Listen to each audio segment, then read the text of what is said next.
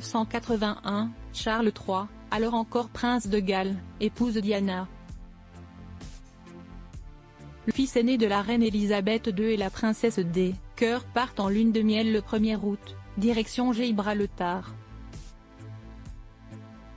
Sur le yacht royal le Britannia, ils vont naviguer durant 2 semaines. Dans l'ouvrage Charles III le mal-aimé de Bertrand Meyer-Stably, édition City, on évoque 2 versions diamétralement opposées du déroulé de cet honeymoon. Ainsi, le fidèle majordome Paul Burrell assure que la princesse n'avait jamais été aussi heureuse, quand d'autres proches tels que Caroline Graham ou Rebecca Terrell dévoilent un véritable désastre. Selon cette version, Diana extrêmement mince était alors sujette aux problèmes d'indigestion et de nausées qui accompagnent la boulimie.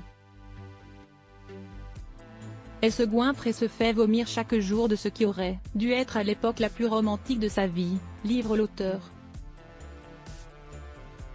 Et Charles n'est pas dupe. Il partage d'ailleurs son calvaire avec sa maîtresse et bien-aimée Camilla. Charles racontera ensuite à Camilla: « J'ai senti cette odeur de vomi pendant toute notre lune de miel. J'en avais l'estomac retourné.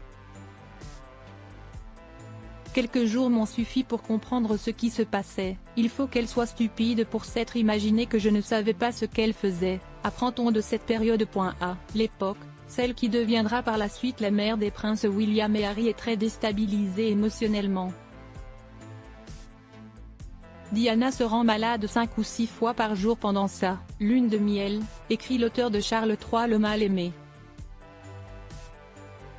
Son moral se détériore encore lorsque, seule dans leur suite, pendant la première semaine de la croisière, elle trouve l'agenda officiel de Charles, où figurent tous les rendez-vous royaux pour les 3 mois à venir. 2 photos en tombent et Diana découvre qu'il s'agit de 2 clichés de Camilla. Déjà en fond, se joue une toute autre histoire pour Charles III, celle qui dure encore aujourd'hui avec son épouse et désormais reine Camilla.